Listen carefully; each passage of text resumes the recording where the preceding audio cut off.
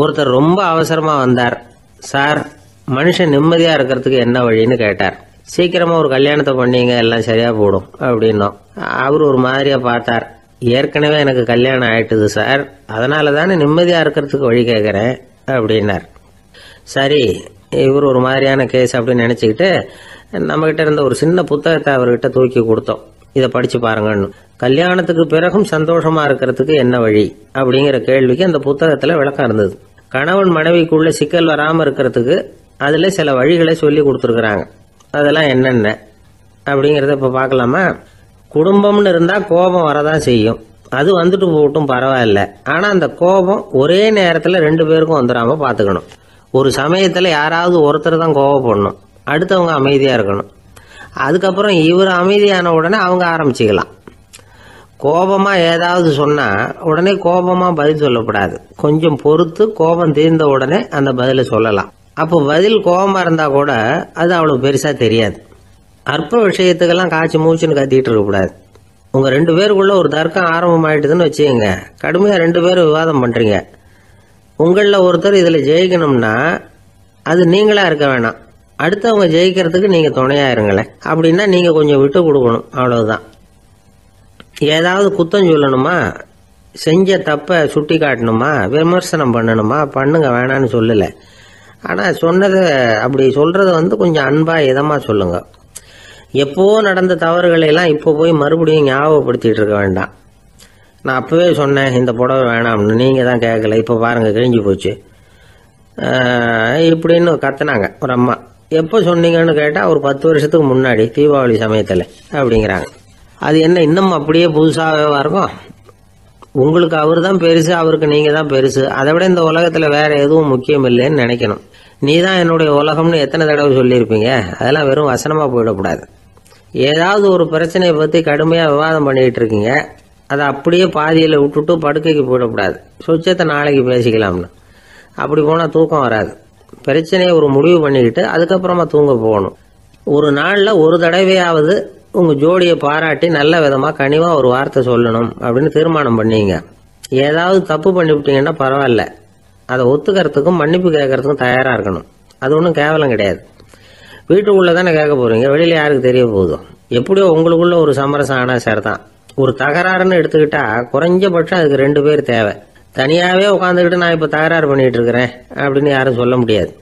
2 பேர் தகராறு பண்றாங்கன்னா பொதுவா அந்த 2 பேர்ல யாரு அதிகமா பேசுறாங்களோ அவங்க பேர்ல தான் தப்பு இருக்கும். அதை மனசுல வச்சுக்கணும். இதெல்லாம் தான் அந்த புத்தகத்துல போட்டிருக்கிற வழிமுறைகள். இவ்வளவும் சரியா வரலன்னா அப்புறமா சொல்லுங்க, வேற புத்தகம் ஏதாவது இருக்கான்னு தேடுவோம். ஒரு கணவன் தன்னுடைய மனைவியை அழைச்சிட்டு ஒரு மனோதத்துவ டாக்டர் கிட்ட வந்தாரா. டாக்டர், எங்களுக்கு கல்யாணம் ஆகி 30 வருஷ காலமா நாங்க ஒரு விஷயத்துல கூட ஒத்து போனதில்லை அப்படின்னு ஆரம்பிச்சார்.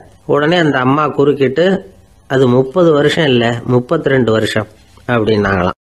இந்த உலகமே ஒரு நாடக மேடை, நாம எல்லாரும் நடிகர்கள். இது ஞானிகள் சொல்றது. இது ஒரு பக்கம் இருக்கட்டும். இந்த உலகத்துக்குள்ள எத்தனையோ நாடக மேடைகள், எத்தனையோ நடிகர்கள், எத்தனையோ நாடகங்கள், இதெல்லாம் எப்படி ஆரம்பமாச்சு? அதுதான் இன்னைக்கு தகவல். அதாவது ஆதி மனிதன் பேச ஆரம்பிக்கிறதுக்கு முன்னாடி சைகையாலேயே எல்லாத்தையும் சொல்லிட்டு இருந்தான். அதனால அப்பவே நடிப்பு ஆரம்பமாயிட்டுது. முதல்ல ஒரு வேட்டையத்தான் அவன் நடிச்சு காட்டியிருப்பான்.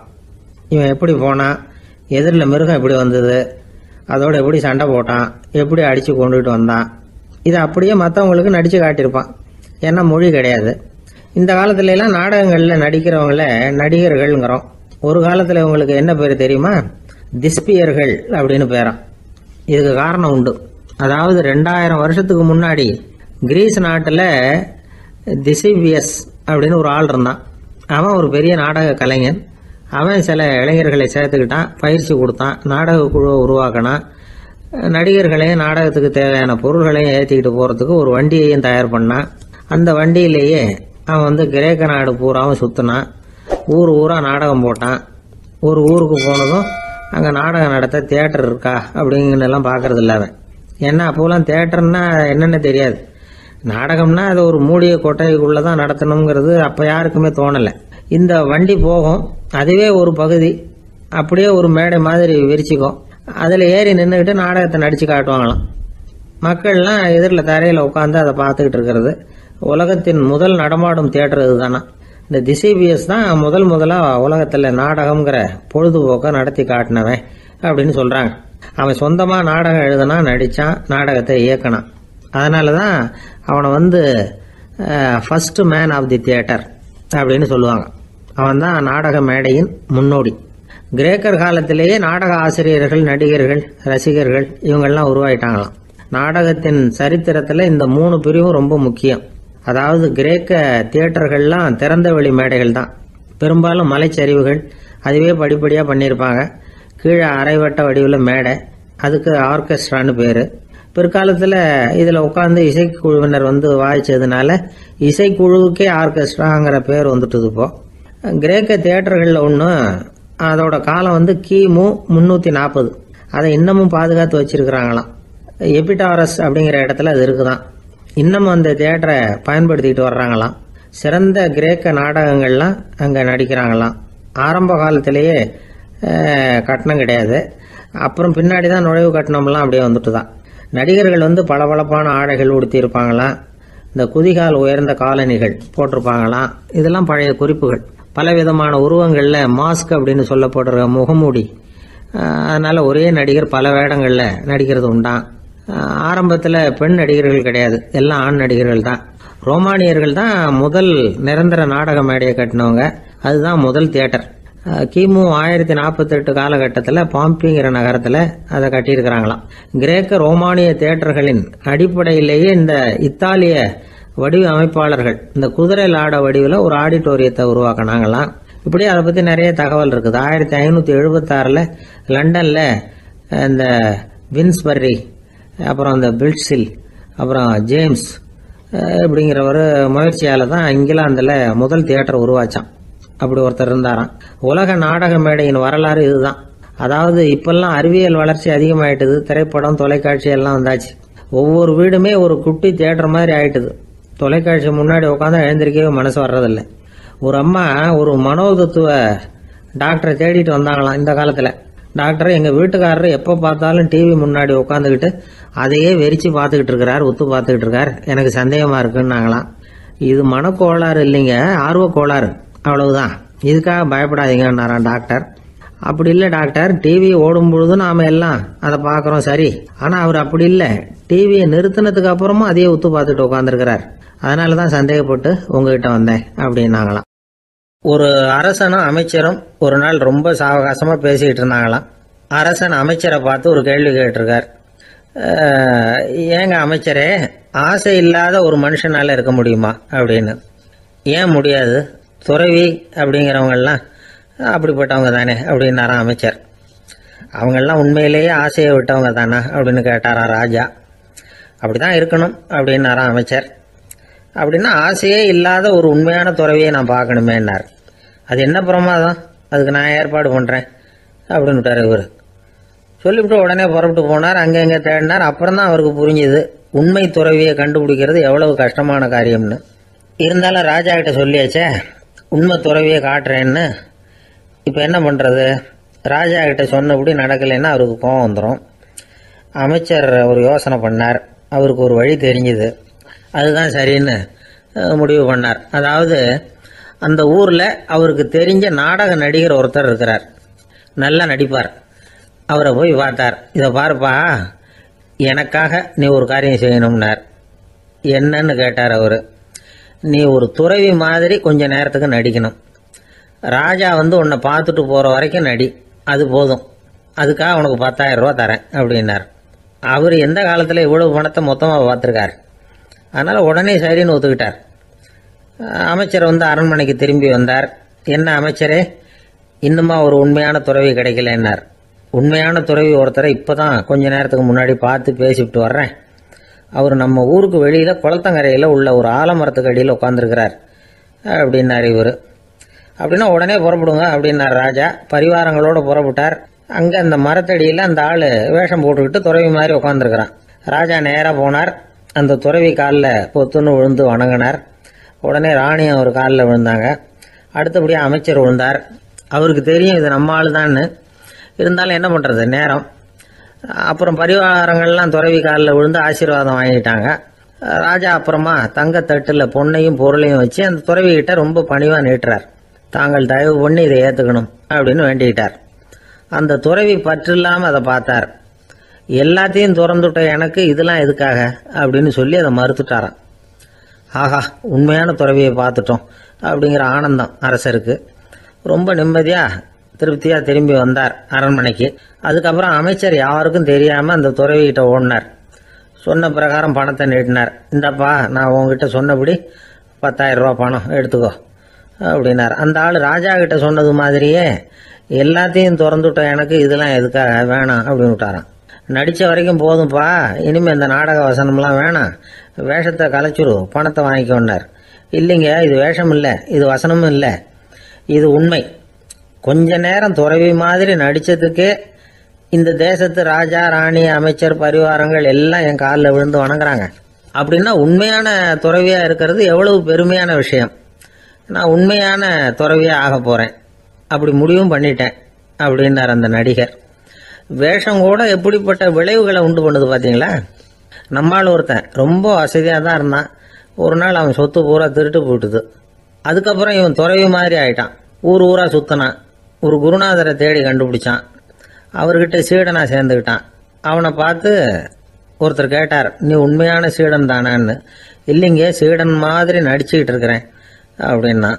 அது குரு துரோகம் இல்லையா அப்படின்னு கேட்டார் அவர். இல்லைங்க, நான் பண்ணது குரு துரோகம் இல்லை, என் குரு பண்ணது தான் துரோகம். என்னுடைய பணத்தை கொள்ளையடிச்சது இவர் தான். அதை எங்க வச்சிருக்காருன்னு கண்டுபிடிக்கிறதுக்காக தான் இவர்கிட்ட வந்து சீடனா சேர்ந்துருக்கிறேன் அப்படின்னானா. அந்த ஆள் என்ன கண்ணா பண்ணான்னு திட்டி விட்டான் சார். அதை நினைச்சா எனக்கு ரொம்ப வருத்தமா இருக்கு அப்படின்னு சொல்லி கவலைப்பட்டார் ஒருத்தர். இதுல கவலைப்படுறதுக்கு என்ன இருக்குது அப்படின்னாரு ஒரு பெரியவர். அவர் ஒரு மகான். என்ன சார் இப்படி சொல்றீங்க, ஒருத்தர் நம்ம பார்த்து திட்டுனா வருத்தமா இருக்காதா அப்படின்னார். அது எப்படி வருத்தமா இருக்கும், திட்டுறதுங்கிறது என்ன, அது வெறும் சத்தம் தானே அப்படின்னார் அந்த பெரியவர். நம்ம ஆளுக்கு தலையை பிச்சுக்கலாம் போல இருந்தது. இருக்காது அப்படின்னா நமக்கு அப்படித்தானே தோணுது. அந்த பெரியவர் சொல்றது ரொம்ப பெரிய விஷயம். அதை நாம புரிஞ்சிக்க முயற்சி பண்ணலாம்னா நடைமுறை வாழ்க்கைக்கு அது ஒத்து வர்றது மாதிரி தெரிய மாட்டேங்குது. இருந்தாலும் அந்த பெரியவர் அதுக்கு என்னதான் விளக்கம் கொடுக்கறாருன்னு பார்ப்போமே. ஒரு ரயில் போயிட்டு இருக்கு, அதுல ஒரு சாது போயிட்டு இருக்கார். அந்த ரயில் அவர் ஹரித்வாரம் போயிட்டு இருக்கார். அவரு ரயில்ல ஏகப்பட்ட கூட்டம். நம்ம ஊர் ரயில் கேட்க வேணும், டிக்கெட் வாங்கிட்டு கொஞ்சம் பேர், வாங்காத கொஞ்சம் பேர். அது என்னத்துக்கு அனாவசியமா டிக்கெட் அப்படிங்கிற நினைப்புல பாதி பேர். இந்த கூட்டத்துக்கு மத்தியில அந்த சாதுவும் போயிட்டு இருக்கிறார். உட்கார்றதுக்காக இருந்த இடத்துல ஒரு ஆள் படுத்திருக்கிறான். கொஞ்சம் முரட்டு ஆசாமி. அவன் காலு பக்கத்துல கொஞ்சோண்டு இடம் பாக்கி இருந்தது. அந்த இடத்துல இந்த சாது உட்காந்துருந்தார். மெதுவா உட்காந்துக்கிட்டார் போய். ஆனா அந்த ஆளு ராத்திரி பூரா இவரை காலால உதச்சிக்கிட்டே இருக்கிறான். அது இவருக்கு ரொம்ப அவமானமா பட்டது. அதனால துக்கம் ஏற்பட்டது. இருந்தாலும் அதை ஒரு மாதிரியா சகிச்சுக்கிட்டே இவர் வந்து சேர்ந்தார். பொழுது விடிஞ்சது. அந்த சாது ஹரித்வார் வந்து சேர்ந்தார். அங்க ஒரு பெரிய ஞானியை சந்திச்சார். ராத்திரி ரயில்ல அந்த ஆளு உதைச்சதையும் அதனால தனக்கு ஏற்பட்ட துக்கத்தையும் இந்த சாது அந்த ஞானி கிட்ட சொன்னார். சொல்லிவிட்டு, ஏன் சுவாமி, எனக்கு துக்கம் ஏற்பட்டதே அது தப்பா அப்படின்னு கேட்டார். தவறுதான் அந்த ஞானி. உனக்கு இன்னமும் தேக அபிமானம் போகலைங்கிறது தான் அது காட்டுது. அஷ்டாவக்கிரர் என்ன சொல்றார் தெரியுமா, உண்மையான ஞானி யாராவது தன்னை வந்தனை செய்தால் அதற்காக சந்தோஷப்பட மாட்டார், யாராவது நிந்தனை செய்தால் அதற்காக வருத்தப்பட மாட்டார் அப்படின்னு சொல்றார். நிந்தனைங்கிறது ஒரு ஒலி தான். தேகாபிமானம் இருக்கிற வரைக்கும் இந்த ஒலி நம்மளை வந்து வேதனைப்படுத்தும். நான் தேகம் இல்லை ஆத்மா அப்படிங்கிற நினைவு இருந்தா இந்த ஒலி நம்மளை பாதிக்காது. மனு என்ன சொல்றார் தெரியுமா, ஒரு சாதகன் பாராட்டுதலை விஷம்னு நினைச்சு பயப்படணும், அவமானத்தை அமிர்தம்னு நினைச்சு சந்தோஷப்படணுங்கிறார். அவமானப்பட்டா கவலைப்படாம எப்படி இருக்க முடியும் அப்படின்னு தான் நமக்கு தோணும். அதனாலதான் நம்மள யாரும் இதுக்கு உதாரணமா யாரையும் காட்ட முடியல. புத்தரையும் கபீரையும் உதாரணமா காட்டுறாங்க. அவங்களுக்கெல்லாம் அவமானம் ஏற்பட்டப்போ கவலையே படலையாம். புத்தரை வந்து அவமானப்படுத்தணுங்கிறதுக்காக கௌசாம்பி ராணி ஒரு இளம் பெண்ணை கொலை பண்ணி சடலத்தை புத்தர் குடிசைக்கு முன்னாடி போட சொன்னார். போட்டாங்க. புத்தர் தான் அந்த பொண்ணை கெடுத்து கொலை பண்ணி விட்டாருன்னு எல்லாரும் நினைச்சாங்க. ஆனா புத்தர் இதை பத்தி கவலையே படல. அப்புறமா உண்மை தெரிஞ்சதும் புத்தர் புகழ் இன்னும் அதிகமாயிட்டது. ஒரு பெரிய சபையில ஒரு மோசமான பொண்ணு நுழைஞ்சு தனக்கும் கபீருக்கும் சம்பந்தம் உண்டுன்னு சொன்னா கபீர் கவலைப்படல. அவங்க மாதிரியெல்லாம் நாமளும் இருக்க கத்துக்கணும். நிந்தனை, அபகீர்த்தி, அவமானம் எல்லாம் ஆண்டவன் கொடுக்கிற பிரசாதம்னு நினைக்கணும் அப்படின்னு சொல்றார் அந்த ஞானி. இதை கேட்ட இந்த காலத்து ஆசாமி ஒருத்தர், நான் கூட அப்படிதான் சார், யாராவது அவமானப்படுத்தினா கவலைப்பட மாட்டேன். நேத்து கூட ஒருத்தர் என்ன பலார்னு அரைஞ்சுட்டார், நான் கொஞ்சம் கூட கவலைப்படலை, பேசாம வந்துட்டேன்னார். ஏன் அப்படி வந்துட்டீங்க அப்படின்னு. அவர் அரைஞ்சதுலேயும் ஒரு அர்த்தம் இருந்தது, அதனால தான் அப்படி வந்துட்டேன்னார். ஏன் அரைஞ்சாருன்னு கேட்டேன். 10 வருஷத்துக்கு முன்னாடி 15 ரூபா அவர்கிட்ட கடன் வாங்கினேன், அதை கேட்டு கேட்டு பார்த்துட்டு கடைசியாக தான் அரைஞ்சார் அப்படின்னார். ஆண்டவனுடைய பிரசாதம் இவருக்கு அடிக்கடி கிடைக்கும் போல இருக்கு. அம்மாக்காரங்களுக்கு அடிக்கடி ஏற்படுற கவலை ஒன்று உண்டு. அதாவது குழந்தை சரியா சாப்பிட மாட்டேங்குதே அப்படிங்கிற கவலை. இவங்கெல்லாம் ஒரு விஷயத்த நல்லா புரிஞ்சுக்கணும். குழந்தைகள்ங்கிறவங்க பெரியவங்க மாதிரி இல்லை. அவங்க கடிகாரத்தில் மணியை பார்த்துட்டு சாப்பிட்றதுக்கு உட்கார்ற ரகம் கிடையாது. பசிச்சா சாப்பிடுவாங்க, இல்லைன்னா விளையாடுவாங்க அல்லது தூங்குவாங்க. அது புரியாம அவங்கள கட்டாயப்படுத்தி அல்லது மிரட்டி சாப்பிட வைக்கிறது ரொம்ப தப்பு. ஒரு 8 மாச குழந்தைக்கு 3 மணி நேரத்துக்கு ஒரு தடவை பசிக்கும். அந்த நேரம் பார்த்து சாப்பாடு கொடுத்தா அடம் பண்ணாம அது பாட்டுக்கு சாப்பிட்றோம். அதே குழந்தைக்கு 1 வயசு ஆகிறப்போ 4 மணி நேரத்துக்கு ஒரு தடவை பசிக்கும். இந்த வயசுல இயற்கையாவே பசி குறைஞ்சிருக்கும். அது புரியாம என் குழந்தை முன்னாடி மாதிரி இப்ப சரியா சாப்பிட மாட்டேங்கிறான் அப்படின்னு சில பேர் டாக்டர் கிட்ட போய் சொல்லிக்கிட்டு இருப்பாங்க. இன்னொரு விஷயம், ஒரு குழந்தைக்கு வயசு அதிகமாகிற வேகத்துக்கு உடம்பு எடையும் அதிகமாகிக்கிட்டே போவாது. உடம்பு எடை அதிகமாகிற வேகம் குறைஞ்சிக்கிட்டே வரும். 6 மாச குழந்தைக்கு ஒரு வாரத்துல 150 கிராம் எடை கூடும். ஒரு வயசுல வாரத்துக்கு 71 கிராம் எடை கூடும். இது புரியாம அதிகமா சாப்பாட்டை கொடுத்து குழந்தைய கஷ்டப்படுத்தக்கூடாது. ஏன்னா அளவுக்கு மீறின உணவு அஜீரணத்தை உண்டு பண்ணிவிடும். குழந்தைக்கு ஒரு தட்டில் கொஞ்சமா ஆகாரத்தை வச்சு கொண்டுட்டு போய் கொடுக்கணும். மலை மாதிரி குவிச்சு வச்சா அதை பார்த்ததுமே பசி அடங்கி போயிடும். அடிச்சு மிரட்டி பயமுறுத்தி குழந்தைய சாப்பிட வைக்கிற பழக்கம் இருக்கு பாருங்க, அதுக்கு ஃபுட் ஃபோர்சிங் அப்படின்னு பேரு. இப்படி பண்ணினா குழந்தைக்கு சாப்பாட்டில் விருப்பம் குறைஞ்சிரும், அதை கண்டாவே வெறுக்க ஆரம்பிச்சிடும். அது மாதிரி உளம் சார்ந்த பசி குறைவு, சைக்கோஜெனிக் அனோரெக்சியா, அது ஏற்படுமா. சாப்பாடுங்கிறதே ஒரு தண்டனை மாதிரி தோணும். குழந்தைகளுக்கு பிடிச்ச மாதிரியான ஆகாரத்தை கொடுக்கணும். சத்து அதிகம் இருக்குங்கிறதுக்காக அதுக்கு பிடிக்காத ஆகாரத்தை கொடுத்து கட்டாயப்படுத்தக்கூடாது. குழந்தைகளுக்கு 2 வயசு ஆகிறப்போ இயற்கையாகவே எதிர்மறை குணம் உண்டாகும். அதாவது அந்த எதிர்மறையா பேசுறது. இது மாதிரி சமயங்கள்ல நாம என்ன சொல்றோமோ அதுக்கு நேர்மாறா நடந்துக்கும். ஏட்டிக்கு போட்டி, சாப்பிட சொன்னா விளையாட போவோம், விளையாட சொன்னா சாப்பாடு கேட்கும். இதை புரிஞ்சுக்கிட்டு நடந்துக்கணும். குழந்தை சொன்ன பேச்சை கேட்கலேன்னு கோவப்படக்கூடாது. குழந்தை வளர வளர பிடிவாத குணம் வர்றது சகஜம். கேட்டதை வாங்கி கொடுத்தாதான் சாப்பிடுவேன் அப்படின்னு பிடிவாதம் பண்ணும். வாங்கி கொடுத்து விடுறது தான் உத்தமம். நீங்களும் அதுகிட்ட பிடிவாதம் பண்ணிட்டு இருக்கக்கூடாது. ஏன்னா கேட்டது கிடைக்கலையேங்கிற ஏமாற்றம் கூட குழந்தையோட பசியை குறைச்சிரும். கேட்டது கிடைச்சுட்டா பசி அதிகமாகும், கொடுத்ததை மளமளன்னு சாப்பிட்றோம். குழந்தைகளுக்கு கண்ட கண்ட நேரத்தில் சாப்பிட்றதுக்கு எதையாவது வாங்கி கொடுத்துக்கிட்டு இருந்தா சாப்பாட்டு நேரத்தில் சாப்பிடாம அடம் பண்ண ஆரம்பிச்சிடும். பள்ளிக்கூடம் போகிற பிள்ளைங்க காலை உணவை சரியாக சாப்பிட மாட்டாங்க. அச்சம், அவசரம், பரபரப்பு இதெல்லாம் தான் காரணம். பள்ளிக்கு புறப்படுறதுக்கு ஒரு 3/4 மணி நேரத்துக்கு முன்னாடியே சாப்பாடு போட்டுருங்க, அது சரியாக போடும். படிக்கிற குழந்தைகள் உடல் சோர்வு, மனச்சோர்வு இது காரணமாக கூட சாப்பிட மறுக்கிறது உண்டு. இப்போ உதாரணமாக சாயந்தரம் விளையாடி விட்டு வீட்டுக்கு வந்ததும் சாப்பிட சொன்னால் வேணாம்பாங்க. இது உடல் சோர்வு. ரொம்ப நேரம் வீட்டு பாடங்களை செஞ்சு முடித்த கையோடு சாப்பிட சொன்னாலும் அவங்களால சரியாக சாப்பிட முடியாது. இது உளச்சோர்வு, அதாவது மனச்சோர்வு. இதை தவிர குழந்தைகளுக்கு உடல் நலக்குறைவு ஏற்பட்டால் கூட சாப்பிட மறுக்கிறது உண்டு. சில மருந்து மாத்திரைகள் கூட பசியை குறைச்சிரும். அதனால சரியாக தெரிஞ்சுக்கிட்டு குழந்தைகளை சாப்பிட வைக்கணும். அது புரியாமல் கையில் சாப்பாட்டு தட்டை வச்சுக்கிட்டு குழந்தைகளை விரட்டிக்கிட்டு அலையக்கூடாது. ஒரு சின்ன பையன் சொன்னான், எங்கள் அம்மா சாப்பாடு போடுறது தெரிஞ்சா நான் உடனே வீட்டை விட்டு வெளியில் ஓடி போடுவேன் அப்படின்னா. ஏன் அப்படி பண்ணுறேன்னு கேட்டோம். எங்கள் அப்பா கூட அது மாதிரி தான் சார் பண்ணுவார் அப்படிங்கிறான். ஒரு ஊரில் ஒரு ராஜா இருந்தார். பெரிய அரண்மனையில் தான் இருக்கிறார். எல்லா வசதியும் இருந்தது. இருந்தாலும் அவர் எல்லாரும் சொல்கிறது எப்படி தெரியுமா, பிச்சைக்கார ராஜா. அப்படி ஒரு பேர் அவருக்கு நிலைச்சி போச்சு. ஜனங்களும் சரி, மற்ற தேசங்களில் உள்ளவங்களும் சரி, அவர் அந்த பேர் சொல்லியே குறிப்பிடுறது வழக்கமாக போட்டுது. இது அவருக்கு ரொம்ப கவலையாக போச்சு. என்ன இது, நம்மளை தேடி வர்றவங்களுக்கெல்லாம் நாம் சோறு போடுறோம், நம்ம புகழ்ந்து பாடல் ஏற்றி கொண்டு வர்ற புலவர்களுக்கெல்லாம் அவங்க எப்படி வந்தாலும் ஒருவேளை சோறு போடணுங்கிறது உத்தரவு. இவ்வளவுலாம் செஞ்சும் நம்மளை போய் பிச்சைக்கார ராஜான்னு எல்லாரும் சொல்றாங்களே, அது ஏன், எதுக்காக அப்படி சொல்றாங்க?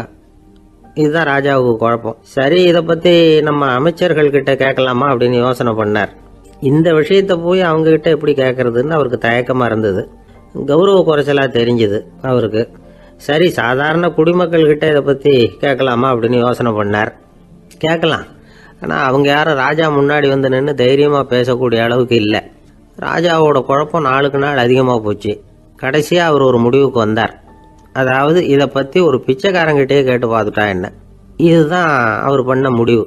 உடனே மாறு வேஷம் போட்டுக்கிட்டு நகர்வலம் போனார். ஒரு பிச்சைக்காரனை கண்டுபிடிச்சார். இதை பாருப்பா, நம்ம ராஜாவை எல்லாரும் பிச்சைக்கார ராஜான்னே சொல்கிறாங்களே, அதுக்கு என்ன காரணமாக இருக்கும் அப்படின்னு கேட்டார். அதுக்கு அவன் சொல்கிறான், இதுக்கான பதிலை இன்னும் ஒரு 30 நாளில் சொல்கிறேன் அப்படின்னா. உடனே இவருக்கு சந்தோஷம். உண்மையை அவங்ககிட்ட சொன்னார். நான் வேற யாரும் இல்லை, நான் தான் இந்த நாட்டு ராஜா. இப்போ நீ என் கூடவே வந்துடு, அரண்மனையிலேயே தங்கிக்கோ. 30 நாள் கழித்து எனக்கு பதில் சொல்லிவிட்டு அதுக்கப்புறமா நீ போகலாம் அப்படின்னு சொல்லி அழைச்சிட்டு வந்துட்டார். அரண்மனையில் ஒரு மூலையில் அவன் தங்கறதுக்கு இடம் கொடுத்தார். தினம் 2 வேளையும் இவனுக்கு சோறு போடுங்க அப்படின்னு உத்தரவு போட்டார். ராஜா கொடுத்த இடத்துல போய் உக்காந்துக்கிட்டான் அந்த பிச்சைக்காரன். தினமும் அந்த அரண்மனையில் நடக்கிறதையெல்லாம் கவனிச்சுக்கிட்டு வந்தான். வேளைக்கு சாப்பாடு வரும், சாப்பிட்டுக்கிட்டு இருக்கான். இப்படி 30 நாள் முடிஞ்சுது. ராஜா வந்தார். என்ன, என்னோட கேள்விக்கு பதில் என்னன்னு கண்டுபிடிச்சிட்டியான்னார். கண்டுபிடிச்சிட்டேன்னா. என்ன எல்லாரும் பிச்சைக்கார ராஜான்னு சொல்கிறாங்களே, அது நியாயமாக படுதா உனக்குன்னு கேட்டார். நியாயமாக தான் படுது, சந்தேகம் இல்லாமல் நீங்கள் பிச்சைக்கார ராஜா தான். என்னதான் நீங்கள் வசதியோடவும் படைபலத்தோடவும் இருந்தால் கூட நீங்கள் எங்கள் வர்க்கத்தை சேர்ந்த ஆசாமி தான் அப்படின்னு அடித்து சொல்லிவிட்டான் அந்த ஆள். ஏனால் அப்படி சொல்கிறேன்னு கேட்டார் இவர். அரசே, ஒரு உண்மையை கண்டுபிடிச்சி சொல்கிறதா நான் உங்ககிட்ட சொன்னேன். நீங்கள் ராஜ பரம்பரைன்னா உடனே உங்கள் கழுத்தில் கிடக்கிற முத்து மாலையை கழட்டி பரிசாக கொடுத்துருப்பீங்க, பொண்ணையும் மணியையும் கொடுத்துருப்பீங்க. ஆனால் நீங்கள் அப்படி செய்யலை. என்னை ஒரு மூலையில் உட்கார வச்சு 2 வேளை சோறு போட சொன்னீங்க. உங்களை தேடி யார் வந்தாலும், யார் வந்து பாராட்டி பேசினாலும் அல்லது பிரச்சனைகளை சொன்னாலும் நீங்கள் செய்கிற ஒரே காரியம் சோறு போடுறது தான். பிச்சைக்காரனுக்கு சோறு மட்டும்தான் உலகம். உங்கள் விஷயத்திலையும் நீங்கள் அப்படி தான் நினைக்கிறதாக தெரியுது. நல்லா கவனிங்க. எந்த ஒரு பிரச்சனைக்கும் சோறு தான் முடிவுன்னு நினைக்கிறீங்க பாருங்க. நீங்கள் சந்தேகமில்லாத எங்களை சேர்ந்த ஆளு தான் அப்படின்னுட்டான் அந்த பிச்சைக்காரன். அதுக்கப்புறம் தான் அந்த ராஜா தன்னுடைய தவறுகளை எல்லாம் தேர்த்திக்கிட்டாராம். பசின்னு வர்றவங்களுக்கு சோறு தான் போடணும், அது தப்பு இல்லை. பாராட்ட வர்றவங்களுக்கெல்லாம் சோத்தையே போட்டு அனுப்புனா இப்படி தான் பேர் வரும். எனக்கு தெரிஞ்ச ஒருத்தர் தினமும் யாராவது ஒருத்தரை தன் வீட்டுக்கு அழைச்சிட்டு போவார், சாப்பாடு போட்டு அனுப்புவார். முன்னறிவிப்பு இல்லாமல் திடீர்னு ஒரு விருந்தாளியோட வீட்டில் போய் இவர் நிற்கிறது வழக்கம். அந்த அம்மாவும் இவருக்காக தயார் பண்ணி வச்சிருந்ததை இவர் அழைச்சிட்டு வந்திருக்கிற விருந்தாளிக்கு போட்டுருவாங்க. விருந்தாளி சாப்பிட்டுட்டு போனதுக்கப்புறம் இவர் மனைவி கிட்ட உனக்கு சிரமம் வேணாம் அப்படின்னு சொல்லிவிட்டு பக்கத்தில் உள்ள ஒரு ஹோட்டலுக்கு போய் காசு கொடுத்து சாப்பிட்டுட்டு வந்துடுவார். பல நாள் இப்படி நடக்கும். ஒரு நாள் அவரை தனியாக கூப்பிட்டுக்கிட்டு போய் ஏன் இப்படி பண்ணுறீங்கன்னு கேட்டோம். அதுக்கு அவர் சொல்கிறாரு, எங்கள் வீட்டு சாப்பாட்டிலேருந்து தப்பிக்கிறதுக்கு எனக்கு வேற வழி எதுவும் தெரியல சார், அதனால தான் இப்படி பண்ணிகிட்டு இருக்கிறேன் அப்படின்னார் ரொம்ப பரிதாபமாக. ஆஃபீஸை முடிஞ்சு வீட்டுக்கு போகிற சமயத்தில் ஒருத்தர் கடைக்கு போய் ஸ்வீட் வாங்கினார். சரி, வீட்டுக்கு பிள்ளைங்களுக்கு தான் வாங்கிட்டு போகிறார் அப்படின்னு மற்றவங்க நினச்சாங்க. அவர் அப்படி செய்யல. அந்த இடத்துலையே பொட்டலத்தை பிரித்தார். திருட மாதிரி அப்படியே சுற்றி ஒரு தரம் பார்த்துக்கிட்டார். யாரும் தெரிஞ்சவங்க இல்லைங்கிறத முடிவு பண்ணிவிட்டு அவசரமாக அதை அப்படியே போட்டு முழுகிவிட்டு கையை தொடச்சிக்கிட்டு நல்ல பிள்ளை மாதிரி நடந்து போக ஆரம்பிச்சிட்டார். அவர் யாருன்னா, அவரோட பிரச்சனை எல்லாருக்கும் தெரியாது, சில பேருக்கு தான் தெரியும். அதாவது அவர் உடம்பில் சர்க்கரை இருக்குன்னு டாக்டர் சொல்லிவிட்டாராம். அதனால் வீட்டில் சர்க்கரையே இவர் கண்ணில் காட்டுறதில்ல. அதனால் இவர் யார் கண்ணிலையும் படாமல் இப்படிப்பட்ட வேலைகள்லாம் செய்கிறது வழக்கம். யாருக்கும் தெரியாமல் இப்படி ஸ்வீட்டை வாங்கி சாப்பிட்டுட்டு அவர் பாட்டுக்கு போயிடுறது. இப்படிப்பட்டவங்களுக்கெல்லாம் கொஞ்சம் ஆறுதலான தகவல் இன்றைக்கி. அது என்னென்னா, நாம் சாப்பிட்ற சர்க்கரைக்கும் நம்ம உடம்பில் உள்ள சில கோளாறுகளுக்கும் அப்படி என்ன தான் சம்மந்தம் இருக்குது. இதை பற்றி சமீபத்தில் சில ஆராய்ச்சிகள்லாம் நடந்திருக்குது. ஏன்னா சர்க்கரைன்னாவே விஷம் மாதிரி அதை பார்க்குறவங்களும் சில பேர் உண்டு. சின்ன பிள்ளைங்களுக்கு வயத்தில் பூச்சி உண்டாகிறதுலேருந்து பெரியவங்களுக்கு நீரிழிவு வர்ற வரைக்கும் எல்லாத்துக்கும் சர்க்கரை தான் காரணம்னு சொல்லிகிட்டு இருக்கிறோம். ஆனால் அந்த அளவுக்கு பயப்பட வேண்டிய அவசியம் இல்லை அப்படின்னு சொல்கிறாங்க. சர்க்கரை வியாதி, இருதய நோய், பித்த நீர் பை நோய், இதெல்லாம் வந்து சில நோய்கள்லாம் நாம் சாப்பிட்ற சர்க்கரைக்கும் தொடர்பு இருக்குன்னு நினைக்கிறோம். ஆனால் அப்படி சம்பந்தம் உண்டுங்கிறதுக்கு போதுமான அளவுக்கு ஆதாரம் இல்லை அப்படிங்கிறாங்க ஆராய்ச்சியாளர்கள். ஒரே ஒரு சம்பந்தம் தான் உறுதியாக இருக்குதான். அதுவும் இந்த பல் சிதைவு அப்படின்னு இருக்கு இல்லையா, அந்த சர்க்கரை சாப்பிட்றதுக்கும் இந்த பல் சிதைவுக்கும் சம்பந்தம் இருக்குது அப்படிங்கிறத மட்டும் உறுதியாக சொல்கிறாங்க.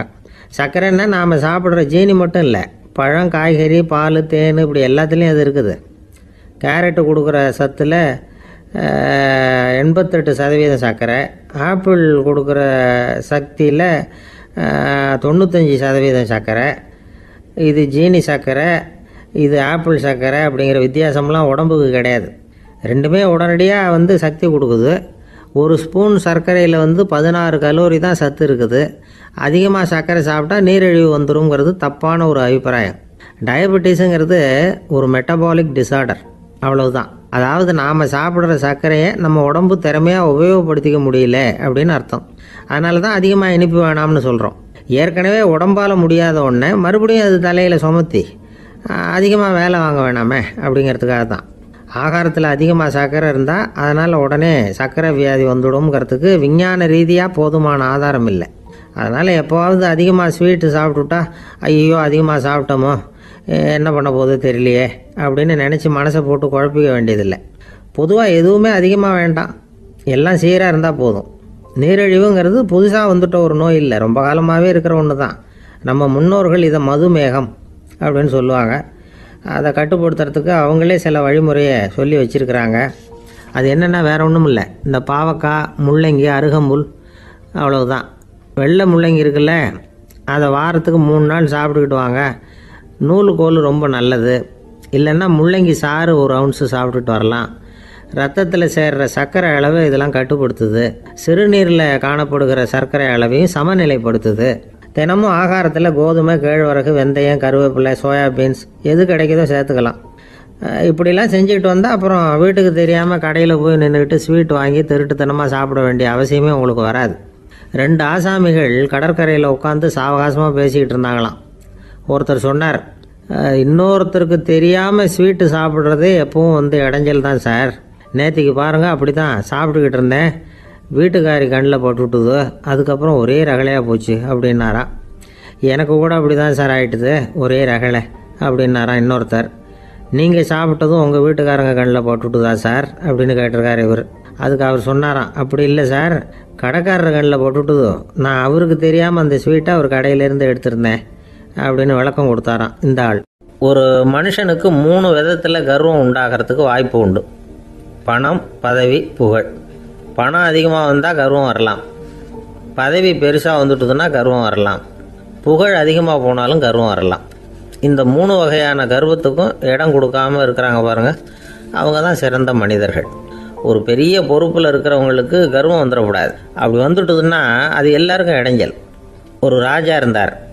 அவர் ஒரு நாள் தன்னுடைய தலைநகரத்தை சுற்றி வந்துக்கிட்டு இருந்தார். ஒரு இடத்துல ஒரு அழகான நிலத்தை பார்த்தார். ஆஹா, இந்த இடத்துல நமக்குன்னு ஒரு மாளிகையை கட்டினா எவ்வளோ நல்லா இருக்கும் அப்படின்னு நினச்சார். ராஜா நினச்சா அது முடியாத காரியமா? சரி, இந்த நிலம் யாருக்கு சொந்தம்னு விசாரிங்க அப்படின்னார் பக்கத்தில் இருந்தவங்கக்கிட்ட. அவங்கெல்லாம் ஓடி போய் விசாரித்தாங்க. அந்த இடம் வந்து ஒரு வயசான கிழவிக்கு சொந்தம், வயசான அம்மாவுக்கு சொந்தமாக. அந்த அம்மா தான் அதில் ஒரு குடிசையை போட்டு குடியிருந்துகிட்டு இருக்கிறாங்க. சரி, அந்த நிலத்துக்கு வந்து ஒரு விலையை நிர்ணயம் பண்ணி அதை அந்த வயசான அம்மாக்கிட்ட கொடுத்துருங்கோ அப்படின்னு உத்தரவு போட்டார் ராஜா. ஆனால் அந்த அம்மா, இது எங்கள் பூர்வீக இடம், இதை விற்க மாட்டேன் அப்படின்னு சொல்லிவிட்டுது. சரி, 2 பங்கு விலை கொடுக்குறோம்னு சொல்லி பாருங்க அப்படின்னாங்க. அப்படியே சொன்னாங்க அரண்மனை ஆட்கள். அதுக்கும் சம்மதிக்கலை அந்த அம்மா. இதை கேள்விப்பட்டதும் ராஜாவுக்கு கோபம் வந்துட்டுது. தன்னுடைய ஆளுங்களை கூப்பிட்டார். போய் அந்த குடிசையை பிரித்து எறிங்க, காசெல்லாம் ஒன்றும் கொடுக்காதீங்க அப்படின்னு கத்தினார். அவ்வளோதான். அடுத்த நிமிஷம் அரண்மனை ஆசாமிகள் போனாங்க, குடிசையை பிரித்து எரிஞ்சாங்க. அந்த வயசான அம்மா இருக்குது, அதுவும் அந்த இடத்த விட்டு துரத்தி விட்டாங்க. அந்த இடத்துல ஒரு அரச மாளிகையை கட்டி முடிச்சிட்டாங்க. அந்த வயசான அம்மா பாவம், ராஜாவே இப்படி பண்ணால் யார்கிட்ட போய் முறையிட முடியும்? ஒரு ஞானி இருந்தார், அவர்கிட்ட போய் சொன்னாங்க. அவர் இவங்க சொன்னதை கேட்டு மனசில் வச்சுக்கிட்டார். ஒரு நாள் அந்த ராஜாவே இந்த ஞானியை கூப்பிட்டார். புதுசாக ஒரு மாளிகை கட்டியிருக்கிறேன், வந்து பாருங்கன்னு. சரின்னு சொல்லி இந்த பெரியவர் ஒரு நாள் இந்த மாளிகைக்கு போனார். சும்மா போகல, ஒரு கழுதையையும் ஓட்டிகிட்டு போனார்.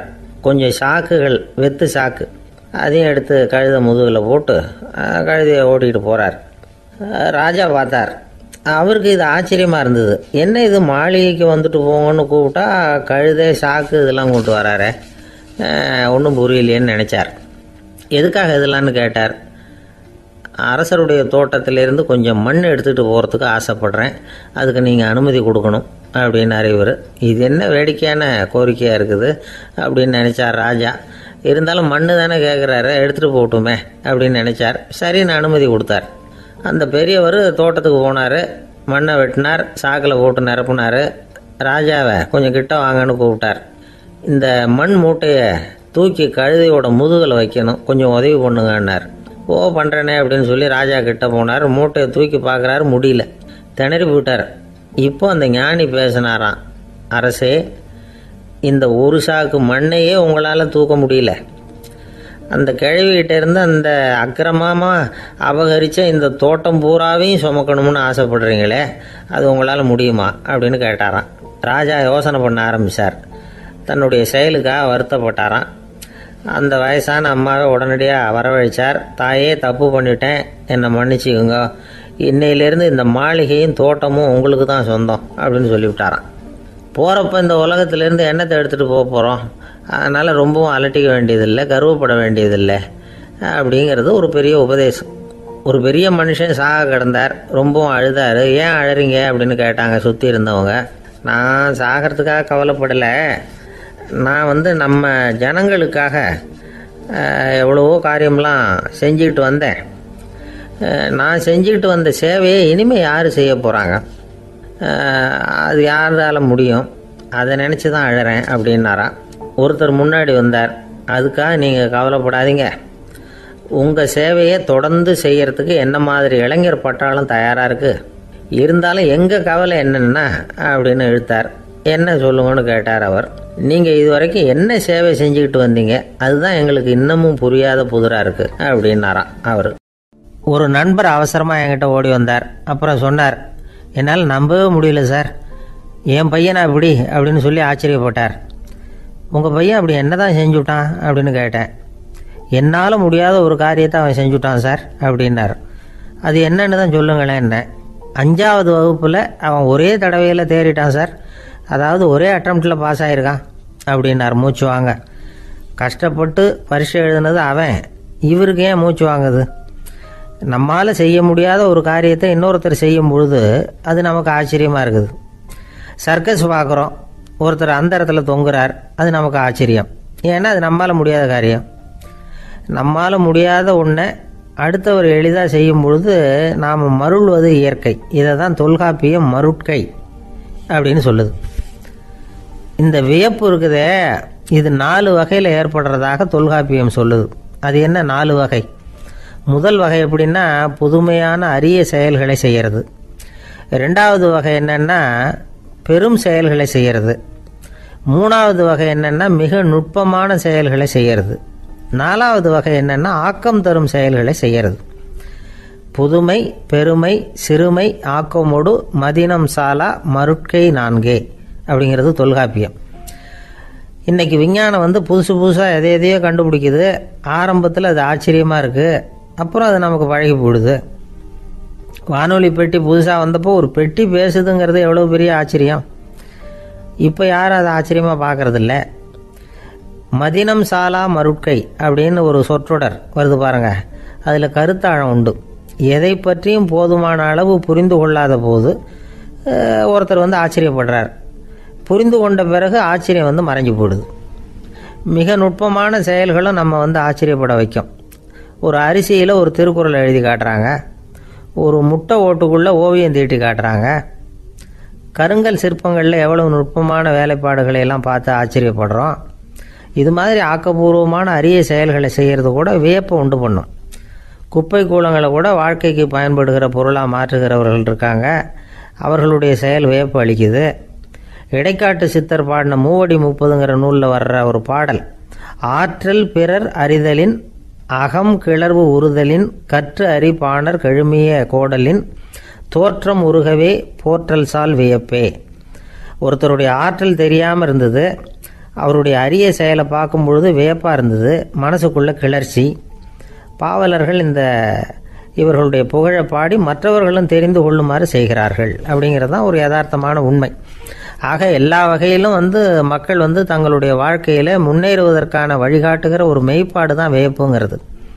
இந்த காலத்தில் நம்ம எப்படியெல்லாம் ஆச்சரியப்பட வைக்கிறாங்க. ஒரு ஆளை பிடிச்சி ஜெயிலில் கொண்டு வந்தாங்க. ஜெயில் அதிகாரி அவனை ரொம்ப ஆச்சரியமாக பார்த்தாரான். இவன் கேட்டான், ஏன் சார் அப்படி பார்க்குறீங்க, நான் இப்போ இங்கே வர்றது உங்களுக்கு ஆச்சரியமாக இருக்குதா அப்படின்னு கேட்டிருக்கான். இதுக்கு ஜெயில் அதிகாரி சொல்லியிருக்கார், நீ இப்போ இங்கே வந்ததில் எனக்கு ஒன்றும் ஆச்சரியம் இல்லைப்பா, ஏற்கனவே நீ இங்கேருந்து விடுதலையாகி போய் 6 மாதம் ஆச்சு, இவ்வளவு லேட்டாக வர்றியே அதுதான் எனக்கு ஆச்சரியமாக இருக்குது அப்படின்னாராம். ஒரு அம்மா தெருவில் உட்காந்து என்னத்தையோ தேடிட்டு இருக்கிறாங்க. அந்த அம்மா ஒரு சூஃபி ஞானி. அவங்க பேர் என்னென்னா ரபியா அல் அடாவியா. அந்த அம்மாவுக்கு கண் கூட தெளிவாக தெரியாது.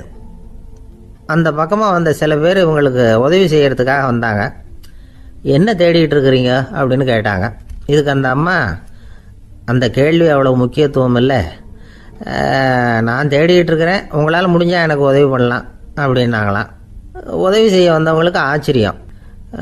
எதை தேடுறோங்கிறது தெரியாமல் இப்படி ஏன் நேரத்தை செலவழிக்கிறீங்க, நாங்கள் எப்படி உங்களுக்கு உதவ முடியும், எங்களுக்கு ஒன்றும் புரியலையே அப்படின்ட்டுருக்காங்க. சரி, உங்களை திருப்தி பண்ணுறதுக்காக சொல்கிறேன், ஒரு குண்டூசி தொலைஞ்சி போச்சு, அதை தேடுறேன் அப்படின்னாங்களாம் அந்த அம்மா. அதுக்கப்புறம் இவங்களும் சேர்ந்து தேட ஆரம்பிச்சிட்டாங்க. கொஞ்ச நேரம் ஆச்சு, ஒன்றும் கிடைக்கல. உதவி செய்ய வந்தவங்களும் அழுத்து போட்டாங்க. அப்புறம் கேட்டாங்க, இதை பாருங்கம்மா, இது ரொம்பவும் பெரிய தெரு, அகலமான தெரு, அதனால் குறிப்பாக நீங்கள் எந்த இடத்துல அந்த குண்டூசியை தொலைச்சிங்க அதை சொல்ல முடியுமான்னாங்களாம். இதுக்கு அந்த அம்மா, நீங்கள் மறுபடியும் அர்த்தமில்லாத கேள்வியை கேட்குறீங்க, உங்கள் கேள்விக்கும் நான் தேடுறதுக்கும் என்ன சம்மந்தம்னாங்களாம். இதை கேட்டதும் அவங்க ஒரு மாதிரி ஆயிட்டாங்க. என்னம்மா நீங்கள் பைத்தியம் மாதிரி பேசுகிறீங்க அப்படின்னாங்களாம். சரி, உங்களை மறுபடியும் திருப்திப்படுத்துறதுக்காக சொல்கிறேன், அதை நான் எங்கள் வீட்டில் தொலைச்சுட்டேன் அப்படின்னாங்களாம். அப்புறம் எதுக்காக இங்கே தேடிட்டு இருக்கிறீங்க அப்படின்னு கேட்டிருக்காங்க. ஏன்னா இங்கே தான் வெளிச்சம் அதிகமாக இருக்குது, அங்கே வீட்டுக்குள்ளே இருட்டாக இருக்குது, அதனால் இங்கே தேடுறேன், வெளிச்சம் உள்ள இடத்துல தானே தேட முடியும் அப்படின்னாங்களாம் அந்த ஞானி. இந்த கதைக்கு என்ன அர்த்தங்கிறத பெரியவங்க சொல்கிறாங்க. அதாவது இந்த தேடுதல்ங்கிறது ஒரு வியாதி. அது நம்ம சதா அலைய வைக்கும், பைத்தியமாக மாற்றுறதுக்கு முயற்சி பண்ணோம். ஒரு காலம் அது நிறைவு அடையவே அடையாது. வாழ்வுங்கிறது ஒரு புரிந்து கொள்ள முடியாத சதா இயங்கி கொண்டிருக்கிற ஒரு செயல். அதுக்கு ஆரம்பமும் இல்லை, முடிவும் கிடையாது. எதையோ தேடணும் அப்படிங்கிற உந்துதல் நமக்குள்ளே இருக்கும், ஆனால் குறிப்பாக எதை தேடிட்டு இருக்கிறோம் அப்படிங்கிறது புரியாது. அப்படி ஏதாவது ஒன்றை தேடி அடைஞ்சிடுறோம்னு வச்சுக்கோங்க, உடனே ஒரு அதிருப்தி வந்துடும். அதனால் வாழ்க்கைங்கிறது சலிப்பு நிறைந்தது அப்படிங்கிற எண்ணத்தை உண்டாக்கிக்கிறோம். ஒன்று அடைஞ்சதுக்கு அப்புறம் இன்னொன்று தேட ஆரம்பிச்சிருவோம். ஆக இந்த தேடல்ங்கிறது நாம் ஒன்று அடைஞ்சாலும் அடையாவிட்டாலும் தொடர்ந்து நடந்துக்கிட்டு தான் இருக்கும். இதுக்கு முடிவே கிடையாது. இந்த உண்மையை நாம் நல்லா புரிஞ்சுக்கணும் அப்படிங்கிறது பெரியவங்களுடைய கருத்து. ஏழையும் தேடுறான், பணக்காரனும் தேடுறான், நோயாளியும் தேடுறான், நோய் இல்லாதவனும் தேடுறான், அதிகாரம் உள்ளவனும் தேடுறான், அதிகாரம் இல்லாதவனும் தேடுறான், முட்டாளும் தேடுறான், அறிவாளியும் தேடுறான். ஆனால் யாரும் இதை தான் தேடி சாதிக்க போகிறோம், இதுதான் முடிவு அப்படின்னு திட்டவட்டமாக சொன்னதில்லை. ஒன்று அடைஞ்சதும் இன்னொன்று தேட ஆரம்பிச்சிடுறாங்க, அவ்வளோதான். அதாவது உங்களின் தேடுபவர் உங்கள் உள்ளே தான் இருக்கிறார், அவரை தேடி கண்டுபிடியுங்கள். இதுதான் ஞானிகள் நமக்கு சொல்லுகிற ஒரு ஆலோசனை. நம்மால் ஒருத்தன் ஜெயிலில் இருந்தான். இன்னொரு கைதி அவனை பார்த்து கேட்டான், ஏன்பா உன்னை பார்க்குறதுக்கு வெளியிலேருந்து யாருமே இங்கே வர்றது இல்லையே, உனக்கு சொந்தக்காரங்களே கிடையாதா அப்படின்னு கேட்டானா. ஏன் இல்லை, எனக்கு சொந்தக்காரங்க நிறைய பேர் உண்டு, அவங்க என்னை பார்க்க வராததுக்கு காரணம் வேற அப்படின்ட்டுருக்கான் இவன். என்ன காரணம்னு கேட்டான் அவன். அதுக்கு இவன் சொன்னானா, அதுக்கு என்ன காரணம்னா அவங்க எல்லாரும் இங்கே உள்ளேயே இருக்கிறாங்க அப்படின்னானா. ஒரு ஆசாமி வேகமாக ஓடிக்கிட்டு இருந்தான். ஏன் இப்படி ஓடுறேன்னு கேட்டார் இன்னொருத்தர். அங்கே ஒரு ஆள் அடிபட்டு கிடக்கிறான், அதை பார்த்தேன், உடனே ஓடுறேன்னா. எங்கேன்னு கேட்டார். ஆஸ்பத்திரிக்குன்னா. ஒரு ஆள் அடிபட்டு கிடக்கிறத பார்த்தா உடனடியாக நாம் செய்ய வேண்டியது முதல் உதவி, அதுக்கப்புறம் தான் ஆஸ்பத்திரி. இன்றைக்கி விபத்துங்கிறது சர்வசாதாரணமாக நடந்துக்கிட்டு இருக்குது. வாகன விபத்து, வெடிகுண்டு விபத்து, தீ விபத்து, கட்டடம் சரியறது, பூகம்பம், இப்படி நிறைய நடக்குது. ஒரு விபத்தை பார்த்துட்டா நம்மளில் பல பேர் நமக்கு என்னத்துக்கு வம்புன்னு ஒதுங்கி போயிடுறதும் உண்டு. சில பேர் துணிஞ்சு கிட்ட போய் உதவி செய்கிறதும் உண்டு. அப்படி உதவி செய்ய நினைக்கிறவங்களுக்கு உபயோகப்படுற தகவல் இது. விபத்தில் காயமடைஞ்சவங்களை 3 பிரிவாக பிரிக்கலாமா. முதல் வகை கொஞ்சம் சீரியஸானது, உயிருக்கு உடனே ஆபத்து தரக்கூடியது. மூளை காயம், முகம், கழுத்து காயங்கள், இருதயம், நுரையீரல் காயங்கள், வயத்தில் உள்ளுறுப்பு காயங்கள், அதிகப்படியான இரத்தப்போக்கு, இதனால எல்லாம் பாதிக்கப்பட்டிருந்தால் அது முதல் வகை அப்படின்னு நாமளே மனசுக்குள்ளே முடிவு பண்ணிக்கணும். இவங்களுக்கெல்லாம் உடனடியாக முதல் உதவி கொடுக்கணும். தாமதப்படுத்தாமல் ஆஸ்பத்திரிக்கு கொண்டுகிட்டு போயிடணும். இப்படி கொஞ்சம் எச்சரிக்கையாக நடந்துக்கிட்டால் அவங்களில் பல பேரை காப்பாற்றி போடலாம். 2வது வகை எப்படின்னா, முதல் உதவி விரைவாக கிடைச்சா உயிர் பிழைக்கக்கூடிய மார்பு காயங்கள், கைகால் எலும்பு முறிவு, இடுப்பு முதுகெலும்பு காயம், சீரான இரத்த சேதம், இப்படிப்பட்டவங்களை 2வது வகையாக பிரிக்கணும். ஆபத்து இல்லாத சிராய்ப்புகள், சிறு காயங்கள், இரத்த உறைவுகள், இதனால் பாதிக்கப்படுறவங்க 3வது வகை. ஒருத்தர் தலையில் அடிபட்டு நினைவு விழுந்துட்டார்னு வச்சுங்க, அவருக்கு வாந்தி வர்றதுனால புறையேறி மூச்சு அடைப்பு உண்டாகும். இப்படி ஆகாமல் இருக்கிறதுக்காக தலையை ஒரு பக்கமாக சாய்ச்சி வைக்கலாம். நாடி துடிப்பையும் இதய துடிப்பையும் தொட்டு பார்க்கணும். அது குறைஞ்சிருந்தாலும் சரி, நின்று இருந்தாலும் சரி, அவர் மார்பை நிமிஷத்துக்கு 80 தடவை உள்ளங்கையால் அழுத்தி இதய துடிப்பை மீட்கிறதுக்கு உதவி பண்ணணும். கழுத்தில் காயம்பட்டாலும் ஆபத்து அதிகம். கழுத்துக்கு அடியில் ஒரு துண்டை மடித்து வைக்கலாம். 2 பக்கமும் சின்ன தலையணை அல்லது துணி மடிப்புகளை வச்சு கழுத்தை அதிகமாக அசையாமல் பார்த்துக்கலாம். முதுகெலும்பு முறிஞ்சிருக்குமோ அப்படிங்கிற சந்தேகம் இருந்ததுன்னா அவரை அதிகமாக அசைய விடக்கூடாது. அதிகமாக அசைஞ்சால் தண்டு இடத்துல பாதிப்பு ஏற்பட்டு கைகால் விளங்காமல் போயிடும். அவரை ஒரு கனமான போர்வை இல்லைன்னா பாயில் படுக்க வச்சு 4 பேர் மெதுவாக தூக்கி மருத்துவ உதவிக்கு அனுப்பி வைக்கலாம். கையெலும்பு முறிஞ்சிருந்தால் முறிஞ்ச பாகத்தை உடம்போடு சேர்த்து அசையாமல் கட்டி போடலாம். கால் எலும்பு முறிஞ்சிருந்தால் மற்ற காலோடு சேர்த்து கட்டி போடலாம். முறிஞ்ச பாகம் தொங்காமல் பார்த்துக்கணும். அப்போ தான் வீக்கம் உண்டாகாமல் இருக்கும். வெட்டு காயம், குண்டடிப்பட்ட காயம், இதிலெல்லாம் ரத்தப்போக்கு அதிகமாக இருக்கும். ரத்தம் வெளியேற ஆபத்து அதிகம். சுத்தமான துணியை பல மடிப்புகளை மடித்து காயத்தின் மேலே வச்சு அழுத்தமாக ஒரு 10 நிமிஷம் பிடிச்சிக்கணும். ரத்தம் நின்ன உடனே காயத்துக்கு கட்டு போடலாம். சில சமயம் காயம்பட்ட பாகத்தை உயரமாக தூக்கி பிடிச்சிக்கிட்டா தான் ரத்த கசிவு நிற்கும். இந்த விவரங்களையெல்லாம் கொஞ்சம் மனசில் வாங்கி வச்சுக்கிட்டோம்னா சமயத்தில் உதவும். ஏன்னா இந்த காலத்தில் விபத்து எந்த ரூபத்தில் எப்போ வரும்னு யூகிக்கவே முடியல. நண்பர் ஒருத்தர் சொன்னார், நேற்றுக்கு பாருங்கள் சார், என் கண்ணு முன்னாடியே ஒரு சின்ன விபத்து நடந்ததுன்னார். என்னன்னு விசாரித்தோம். ஒரு பஸ்ஸில் வந்துக்கிட்டு இருந்தேன். அந்த பஸ்ஸில் பின்பக்கம் படி ஓரமாக நின்றுக்கிட்டு இருந்த ஒருத்தர் ரோட்டில் விழுந்துட்டார். டிரைவர் அதை கவனிக்கலை, நிறுத்தாமல் அவர் பாட்டுக்கு போகிறாருனார். கண்டக்டர் உடனே விசில் கொடுத்து பஸ்ஸை நிறுத்த வேண்டியது தானே அப்படின்னோம். அதுதான் சார் முடியாமல் போச்சுன்னார் அவர். ஏன்னு கேட்டாங்க. தவறி கீழே விழுந்ததே அந்த கண்டக்டர் தான் சார் அப்படிங்கிறார். ஒரு நாள் ராமர் அரசவையில் உட்காந்துருக்கிறார். ராமராஜ்யம் நடந்துக்கிட்டு இருந்த நேரம். அந்த சமயத்தில் ஒரு நாய் அரச சபைக்கு வந்துதான். அது தலையில் அடிபட்டு ரத்தம். அந்த கோலத்தில் அது அங்கே வந்தது. எல்லாரும் ஆச்சரியமாக அதை பார்த்தாங்க. ராமரும் அந்த நாயை பார்த்தார். நீங்கள் வந்த காரியம் என்ன நடந்தது, எதுவாக இருந்தாலும் பயப்படாமல் சொல்லு அப்படின்னார். உடனே அந்த நாய் மெதுவாக சொல்ல ஆரம்பிச்சுதான். ஐயா, நான் தெருவில் போய்கிட்டு இருந்தேன். வழியில் ஒருத்தர் வந்தார். அவர் வேத சாஸ்திரம்லாம் படித்த பெரியவர். அவர் எந்த காரணமும் இல்லாமல் அவர் கையில் வச்சுருந்த குச்சியால் என் தலையில் அடிச்சுட்டார். அதுதான் தலையில் ரத்தம். இதை நீங்கள் விசாரித்து தகுந்த தீர்ப்பு வழங்கணும் அப்படின்னு தான் அந்த நாய். ராமர் பார்த்தார். உடனே தன்னுடைய காவலர்களை அனுப்புனார். அந்த ஆளை எங்கே இருந்தாலும் போய் கொண்டுகிட்டு வாங்க அப்படின்னு விட்டார். காவலர்கள் போனாங்க. அந்த ஆளை பிடிச்சி கொண்டு வந்துட்டாங்க. அரண்மனைக்கு வா அப்படின்னு சொல்லி கூப்பிட்டுட்டு வந்துட்டாங்க. என்ன நடந்ததுன்னு விசாரித்தார் ராமர். அதுக்கு அந்த ஆள் சொன்னார், நான் வீதி வழியாக வந்துக்கிட்டு இருந்தேன். குறுக்க இந்த நாய் வந்தது. நான் அவசரமாக போய்கிட்டு இருந்தேன். இது எனக்கு வழி விடாமல் குறுக்க பூந்து இடைஞ்சல் பண்ணிச்சு. எனக்கு கோபம் வந்துட்டுது. அதனால் அடிச்சுட்டேன். வேத சாஸ்திரம் படித்த நான் என் வசம் இழந்து கோபப்பட்டது பெரிய தப்பு தான். அதை நான் ஒத்துக்கிறேன். குற்றத்தை ஒப்புக்கொள்கிறேன், எனக்கு என்ன தண்டனை கொடுக்கணுமோ அதை கொடுங்க, ஏற்றுக்கிறேன் அப்படின்னு விட்டார். சரி, இப்போ அந்த ஆளுக்கு தண்டனை கொடுக்கணும். என்ன தண்டனை கொடுக்கறது யோசனை பண்ணார் ராமர். அதையும் அந்த நாய்கிட்டே கேட்டார். நீயே சொல்லு, என்ன தண்டனை கொடுக்கலாம் இவருக்கு அப்படின்னார். இதுக்கு அந்த நாய் என்ன சொல்லிச்சு தெரியுமா? இவரை ஏதாவது ஒரு கோயிலுக்கு தர்மகர்த்தாவாக நியமனம் பண்ணிவிடுங்க, அதுதான் இவருக்கு சரியான தண்டனை அப்படின்னுது. இதை கேட்டதும் ராமர் முகத்தில் புன்னகை. ஆனால் அங்கே இருந்த மற்றவங்களுக்கெல்லாம் ஆச்சரியம். அது எப்படி, தப்பு செஞ்சவங்களுக்கு தண்டனை கொடுக்கறது தானே நியாயம், அதை விட்டுவிட்டு தர்மகர்த்தா பதவியை கொடுக்க சொல்லுது இந்த நாய் அப்படிங்கிற ஆச்சரியம். இந்த சந்தேகத்தை அந்த நாய்கிட்டே கேட்டாங்க அங்கே இருந்தவங்க. இதுக்கு அந்த நாய் பதில் சொல்லிச்சான். நான் போன பிறவியில் ஒரு கோயிலுக்கு தர்மகர்த்தாவாக இருந்தேன். எவ்வளவோ கவனமாக எச்சரிக்கையாக தான் என்னுடைய கடமைகளை எல்லாம் செஞ்சுக்கிட்டு வந்தேன். அப்படி இருந்தாலும் சில சமயங்களில் என்னையும் மீறி கோயில் செல்வத்தை நான் அனுபவிக்கிறதுக்கு காரணமாயிட்டேன். ஒரு கோவிலுக்கு தர்மகர்த்தாவாக இருக்கிறவங்க எப்படியும் இந்த பாவத்திலேருந்து தப்பிக்கிறது கஷ்டம். அதனால தான் நான் இந்த பிறவியில் நாயாக பிறந்து இப்படி கஷ்டப்படுறேன்.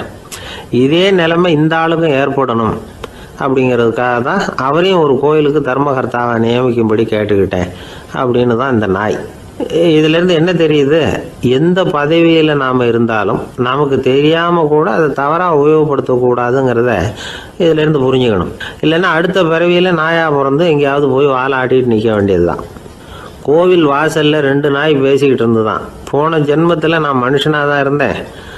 ஒரு கோவில் பூசாரி பேச்சை கேட்டுவிட்டு அவரோட கூட்டு சேர்ந்துக்கிட்டு ஆண்டவன் போட்டிருந்த நகையெல்லாம் அபகரித்து என்கிட்ட கொடுத்தாரு அவர். நான் எடுத்துகிட்டு வந்துட்டேன். திருடினது அந்த ஆள் தான், எடுத்துக்கிட்டு வந்தது தான் நான். இருந்தாலும் நான் மட்டும் நாயாக பிறந்துட்டேன். இப்போ மட்டும் அந்த பூசாரி என்கிட்ட மாட்டினா கடித்து குதறி விடுவேன் அப்படின்னு தான். அவசரப்பட்டு அப்படி செஞ்சுடாதே, பதிலுக்கு அவரும் உன்னை திருப்பி கடித்தாலும் கடிச்சிருவார். ஏன்னா அவரும் இப்போ ஒரு நாயாக தான் பிறந்திருக்கிறார் அப்படின்னு தான். இன்னொன்று, அது எப்படி உனக்கு தெரியும்னு தான். இது நான் தானே அது அப்படின்னு தான் அந்த நாய்.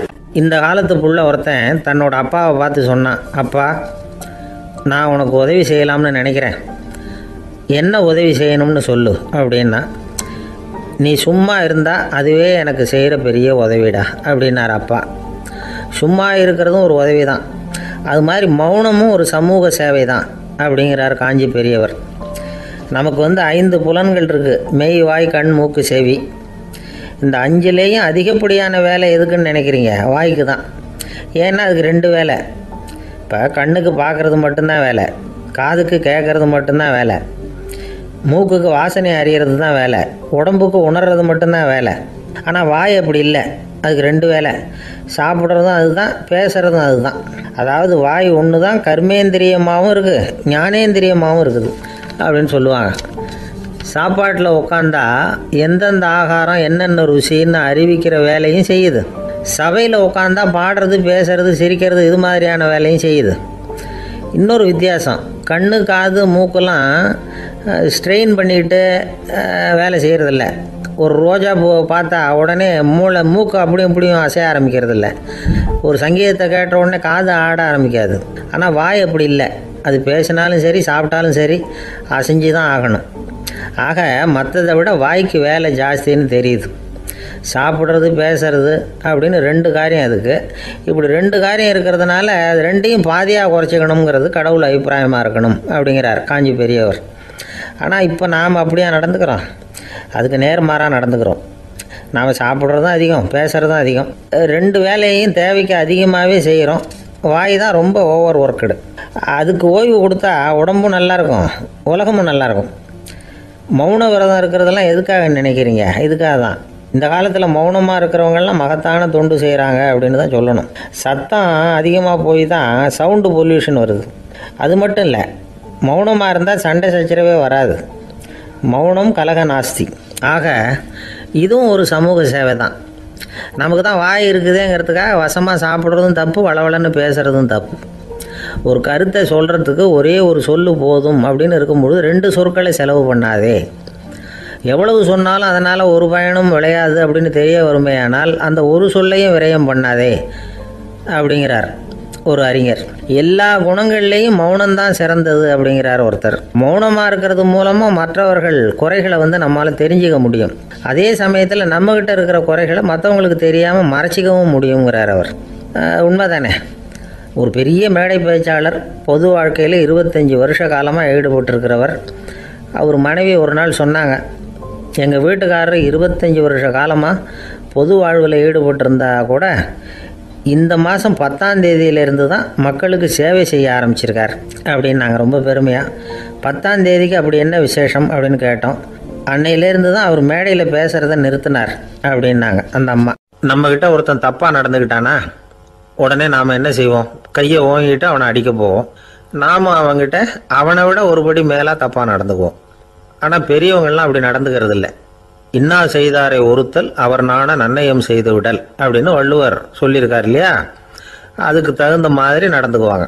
பாயசித் விஸ்தாமிங்கிறவர் ஒரு பெரிய ஞானி. அவர் ஒரு நாள் ராத்திரி ரொம்ப நேரம் மசூதியில் இருந்துட்டு வீட்டுக்கு திரும்பி வந்துகிட்டு இருக்கிறார். வழியில் ஒரு குடிகாரன், அவன் கையில் ஒரு இசைக்கருவி, அதை கண்ணா பின்னான்னு மீட்டிக்கிட்டு வாய்க்கு வந்தபடி என்னத்தையோ பாட்டுன்னு நினச்சிக்கிட்டு பாடிக்கிட்டு அவன் பாட்டுக்கு கிடக்கிறான் வழியில். அதோடு இருந்தாலும் பரவாயில்ல, அந்த பக்கமாக வழியில் போகிறவங்க வர்றவங்களையெல்லாம் பார்த்து கண்ணா பின்னான்னு திட்டிக்கிட்டு இருக்கிறான், ரொம்ப வளர்க்குறான். பாயசீத் பிஸ்தாமிங்கிற அந்த பெரியவர் அந்த வழியாக போகிறார். அவனை பார்க்குறார். அவனுடைய நிலைமையை பார்த்துட்டு பரிதாபப்படுறார். ஏன்பா இது மாதிரிலாம் நடந்துக்கிற, இப்படி நடக்கலாமா அப்படின்னு ஏதோ கொஞ்சம் புத்திமதி சொல்கிறதுக்கு ஆரம்பித்தார்.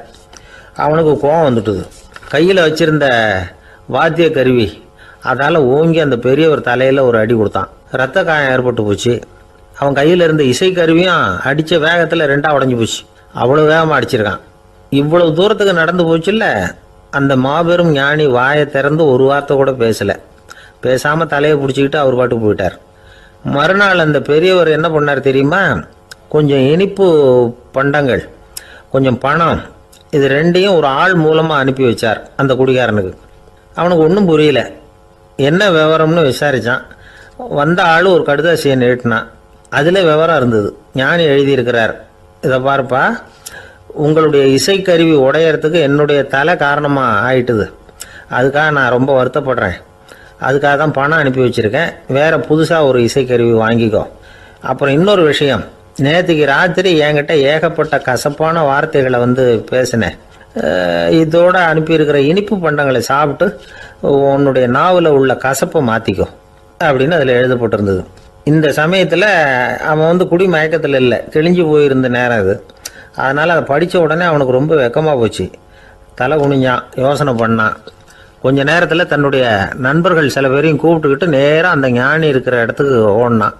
அவர் காலில் விழுந்தான். அவர்கிட்ட மன்னிப்பு கேட்டுக்கிட்டான். பெரியவங்களே தெரியாமல் நான் இந்த பாவ செயலை பண்ணிவிட்டேன், என்னை மன்னிச்சுங்க. உங்களுடைய பொறுமையும் போதனையும் என்னுடைய கண்ணை திறந்துட்டுது.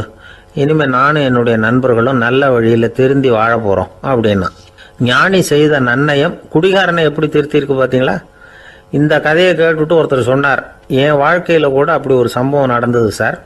நானும் ஒரு நாள் ராத்திரி ஓவராக குடிச்சிட்டு ஒரு கிட்டாரை வாசிச்சுக்கிட்டு கண்ணாபின்னான்னு உளறிக்கிட்டு திட்டிக்கிட்டு இருந்தேன். அந்த சமயம் அந்த வழியாக ஒருத்தர் வந்தார். ஓங்கி தலையில் ஒரே ஒரு அடி, ரத்தம் வந்துட்டுது. அதுக்கப்புறம் என் மனசு தெரிந்துட்டுது சார் அப்படின்னார். அப்படியா என்ன? ஆச்சரியமா. ஆமாம் சார், அடி விழுந்தது அவர் தலையில் இல்லை, ஏன் தலையில். வந்தவர் என்ன அப்படி அடிச்சுட்டார். மயக்கம் தெளிஞ்சதுக்கு அப்புறம்தான் எனக்கு விவரம் புரிஞ்சுது.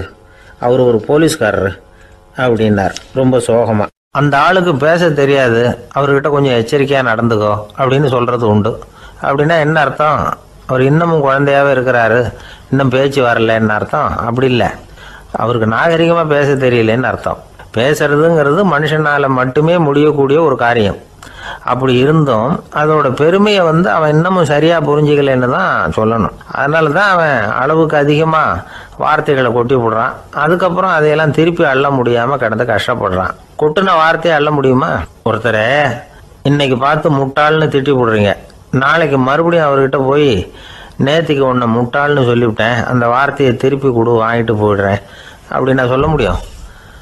அவன் கோபக்காரனாக இருந்தால் நேற்றுக்கே அதை வேறு விதமாக உங்களுக்கு திருப்பி கொடுத்துருப்பான். உலகத்தில் எவ்வளவோ ஜீவராசிகள் இருக்குது, அதுக்கெல்லாம் வாய் இருக்குது. அந்த வாயெல்லாம் எதுக்கு உபயோகம்? சாப்பிட்றதுக்காக. ஆனால் நமக்கு இருக்கிற வாய் சாப்பிட்றதுக்காக மட்டும் இல்லை, பேசுகிறதுக்காகவும் தான். பேச முடியலன்னா வாய் இருந்தால் கூட அது வாயில்லா ஜீவன் தான். ஒரு பையனை பார்த்து அது வாய் உள்ள புள்ள பொழைச்சிக்கும் அப்படின்னா மற்ற பையன்களுக்கெல்லாம் முகத்தில் வாயே இல்லைன்னு அர்த்தம். அப்படி இல்லை, அந்த பையன் கொஞ்சம் கெட்டிக்காரத்தனமாக பேசுவான்னு அர்த்தம். அதனால் எப்படி பேசணும் அப்படிங்கிறத நாம் முக்கியமாக தெரிஞ்சுக்கணும். இதுக்கு 8 விதமான குறிப்புகளை நம்ம பெரியவங்க சொல்லியிருக்கிறாங்க. பேச்சுக்கு 8 அங்கங்கள் உண்டு அப்படின்னு அவங்க சொல்கிறாங்க. அதெல்லாம் என்னென்ன அப்படின்னா, உண்மை, நன்மை, அன்பு, நிதானம், இனிமை, ஆழம், சமயம் அறிதல், சபை அறிதல். இந்த 8 தன்மையும் பேச்சில் இருக்கணுமா. இதையே கொஞ்சம் விவரமாக சில பேர் போர்டில் எழுதி வச்சுருப்பாங்க.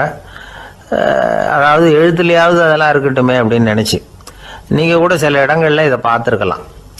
அதாவது உண்மையே பேசுக, நன்மையே பேசுக, அன்பாக பேசுக, நிதானமாக பேசுக, இனிமையாக பேசுக, ஆழமுடையதாக பேசுக, சமயம் அறிந்து பேசுக, சபை அறிந்து பேசுக, இப்படி எழுதி வச்சுருப்பாங்க. இந்த 8 அம்சமும் சரியாக பொருந்தி இருந்தால் தான் அது பேச்சு. மற்றதெல்லாம் பேச்சாகிடாது. பேச்சு ஒரு சிறந்த கலை. எல்லாத்தையும் விட பேசாமல் இருந்தும் பழகணும், அது ரொம்ப முக்கியம். உண்மையே பேசணும். சத்தியத்துக்கு மதிப்பு கொடுக்குறவங்கள தான் சரித்திரம் மதிக்கும். உண்மை பேசினா மட்டும் போதாது, அந்த உண்மையில் நன்மை கலந்துருக்கணும். கொலைகாரனுக்கு பயந்துக்கிட்டு ஒருத்தன் உங்கள் வீட்டுக்குள்ளே ஒளிஞ்சிருக்கிறான். அந்த முரட்டு ஆசாமி கையில் அறிவாளோடு வந்து அவங்க வந்தானான்னு உங்ககிட்ட கேட்குறான்னு வச்சுங்க. உண்மை தான் உயர்வு தரும் அப்படின்னு நினச்சிக்கிட்டு, ஆமாம் உள்ளே தான் இருக்கிறான், அடுப்பங்கரையில் குதிருக்கு பின்னாடி உட்காந்துருக்கிறான், போய் பிடிச்சிட்டு போங்க அப்படின்னு நான் சொல்லுவீங்க. அது நன்மை இல்லாத உண்மை. அதனால் பிரயோஜனம் கிடையாது. அதே மாதிரி உங்கள் பேச்சில் அன்பு இருக்கணும், நிதானம் இருக்கணும், இனிமை இருக்கணும், சிந்தித்து பேசணும், சமயம் அறிந்து பேசுகிறதும் முக்கியம்.